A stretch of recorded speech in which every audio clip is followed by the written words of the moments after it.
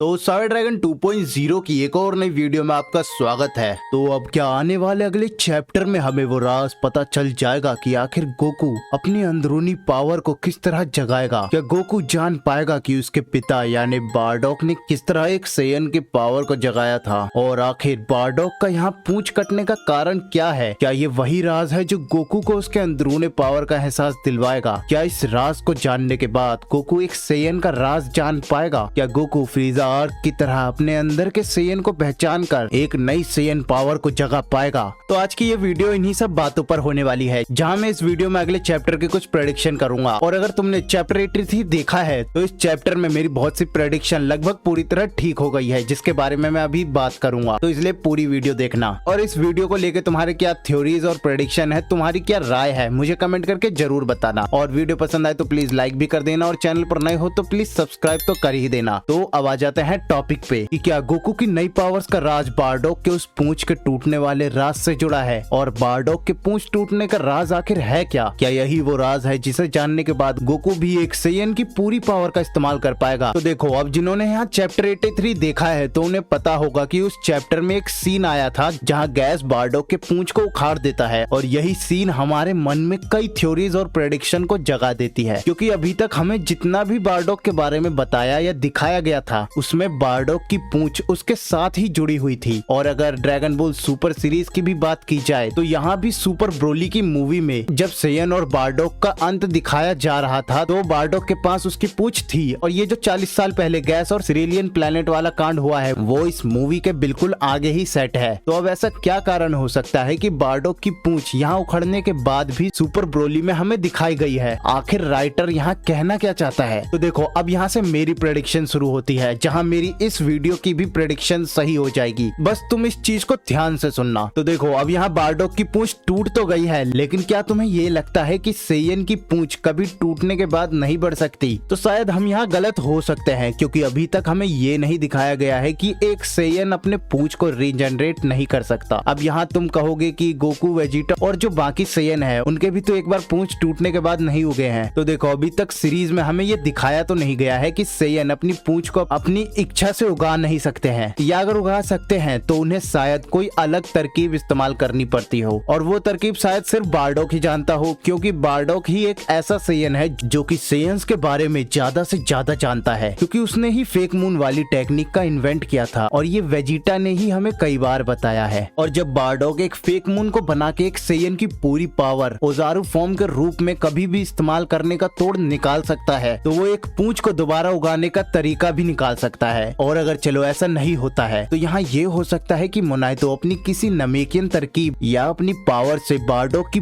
पूंछ को दोबारा उगाने में मदद कर दे। क्योंकि तुम्हें भी पता होगा कि एक नमेकियन किसी भी अंग को रीजनरेट यानी दोबारा बना सकता है, जैसे मोरो आर्क में डेंडे ने गोकू के चेस्ट के छेद को भरकर किया था। और वैसा ही कुछ शायद मोनाइतो बारडॉक के साथ करे, या शायद ये हो सकता है कि हीटर्स के वहाँ से फ्रीजा के साथ जाने के बाद या फ्रीजा की तैयारी में जाने के बाद मोनाइतो दोबारा ड्रैगन बॉल्स को इकट्ठा करे और ड्रैगन से ही ये विश मांगे कि वो बारडॉक के पूंछ को दोबारा ठीक कर दे, जिससे बारडॉक अपने सिरेलियन प्लेनेट वाले कांड को बिना बाकी सेयंस को ये बात बताए फ्रीजा का राज पता करने में मदद मिले। क्योंकि अगर उसकी पूंछ उसके साथ नहीं रहेगी तो उस पर कई सवाल उठेंगे। तो अब ये जैसे भी होता है, लेकिन ये पक्का है कि बारडॉक की पूंछ किसी न किसी तरह उगेगी जरूर। और यही बात मेरी प्रेडिक्शन और थ्योरीज को एकदम सही ठहराएगी कि गोकू अपनी नई पावर्स को किस रूप में लेकर आएगा। तो देखो, मैंने तुमसे कहा था कि गोकू अगर अपने सेयन नेचर से जुड़ता है तो एक सेयन नेचर उसका ओजारू फॉर्म ही पूरा करेगा, जो कि सुपर सेयन 4 में जाने के बाद ही पूरा होगा। तो फिर तुम यहाँ फिर से कहोगे कि गोकू के पास पूंछ है ही नहीं, तो वो सुपर सेयन 4 कैसे बनेगा। तो देखो, अब यहाँ या तो ये होगा कि गोकू अपनी यादों में ही किसी तरह ये पता लगा ले कि उसके पिता बारडॉक ने किस तरह अपनी पूंछ को उगाया था, या ये होगा कि मोनाइतो ही सामने से गोकू से कहेगा कि मैंने ही बारडॉक की पूंछ को दोबारा उगाया था। और गोकू इसे सुन के विश की बातों को याद करके ये समझ जाएगा कि गोकू एक सेयन की पूरी पावर को इस पूंछ के साथ ही पा सकता है, जहाँ शायद गोकू को इसकी थोड़ी जानकारी उसके यादों में उसे मिल जाए, और फिर वो उस पूंछ को लेके सुपर सेयन 4 को जगा ले। और विश के कहे मुताबिक वो अपने सुपर सेयन 4 की पावर को अपने अल्ट्रा इंस्टिंक्ट की फॉर्म के साथ मिलाकर एक नई फॉर्म, एक नई पावर को जन्म दे, जिसे शायद हम सुपर सेयन 5 कहे, क्योंकि सारे इशारे अब इसी तरफ जाते हैं। तो अब यहाँ एक बात ये भी आती है कि आखिर बारडॉक बारडॉक ने जो अपनी पूंछ टूटने के बाद जो पावर दिखाई वो कौन सी थी। तो मैंने अपनी इस वीडियो में ही पहले बताया था कि वो शायद एक फॉल सुपर सेयन हो सकती है या इकारी पावर की तरह, जो कि हुआ भी। ये अब जो हमें बारडॉक की पावर दिखाई गई है वो जहाँ तक मुझे लगता है कि ये एक इकारी पावर ही थी जो कि बारडॉक ने अपने तरीके से कंट्रोल करके बाहर निकाली। और इकारी के बारे में मैंने तुम्हें बताया ही था कि इकारी पावर एक सेयन की ही पावर होती है, जो कि ओजारू फॉर्म के रूप वाली ही पावर बेस फॉर्म में ही आ जाती है। और बारडॉक ने यहाँ बिल्कुल वैसा ही कुछ किया है, क्योंकि बारडॉक के पूंछ उखड़ जाने के बाद ही बारडॉक ने कोई तरकीब निकाली जिससे बारडॉक ने अपने सेयन नेचर यानी ओजारू फॉर्म की पावर को अपनी बेस फॉर्म के साथ इस्तेमाल करा। और यहाँ पर भी मेरी एक बात ठीक होने जा रही है कि बारडॉक ने जैसे अपने ओजारू फॉर्म की पावर को अपने बेस फॉर्म में इस्तेमाल किया है, वैसा ही शायद गोकू भी बिना पूंछ के ही अपनी ओजारू फॉर्म की पावर को अपने बेस फॉर्म में जगा ले और अल्ट्रा इंस्टिंक्ट की पावर के साथ उसे बारडॉक की तरह पूरी तरह कंट्रोल करके इस्तेमाल करे। अब यहाँ बस मैं एक ऐसे ही बात कहना चाहता हूँ कि एक बार को तुम सोच लो कि विस अगर बारडॉक को ट्रेन करता तो बारडॉक पर इतना कंट्रोल होने के कारण बारडॉक सिर्फ एक ही कोशिश में अल्ट्रा इंस्टिंक्ट की किस सीढ़ी पर होता। अब तुम ये खुद ही सोच लो कि वो क्या पावर होती। लेकिन अब यहाँ थोड़ा लेट ही सही, लेकिन अब ये पावर जल्द ही गोकू अचीव करने वाला है, जिसकी पावर लेवल अब तुम खुद ही समझ सकते हो। और सुपर सेयन 4 के फॉर्म के करीब गोकू अब कितना पहुंच चुका है मैंने तुम्हें ये बता ही दिया है, जो कि अगले चैप्टर में हमें पता चल ही जाएगा। और आने वाले कुछ समय में ये भी कंफर्म हो जाएगा कि बारडॉक की वो पावर कौन सी थी। जब चैप्टर 83 के कलर पेजेस निकल कर आएंगे तब हमें ये पता चल जाएगा कि बारडॉक का ऑरा